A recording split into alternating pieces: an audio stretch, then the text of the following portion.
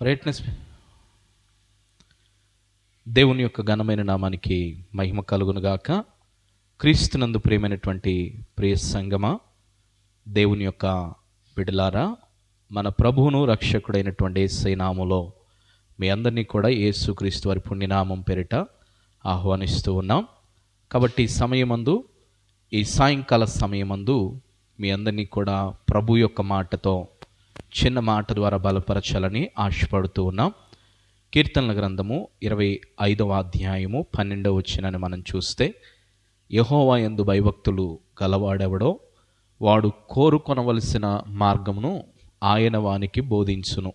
ఈ సమయమందు దేవుని యొక్క బిడలారా, దేవుని యందు భయభక్తులు కలిగి ఉన్నటువంటి వారికి వారు వెళ్ళవలసినటువంటి మార్గాన్ని దేవుడే వారికి బోధిస్తున్నాడు గనుక, ఈ సమయాలలో మన యొక్క ఉరుకులు పరుగుల జీవితాలలో అనేక సందర్భాల్లో మన సొంత మార్గాల్లో మన ఆలోచన చొప్పున మనం వెళుతూ ఉంటాము. మన సొంత మార్గాలను మనమే నిర్ణయించుకుంటూ ఉంటాం.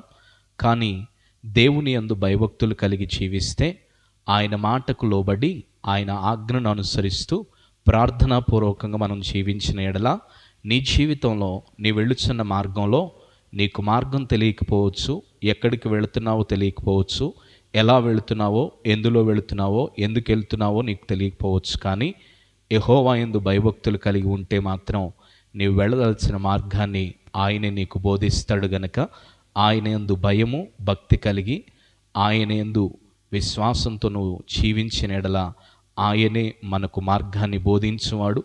భక్తులు అనేక మంది మార్గం తెలియకే వెళ్ళారు.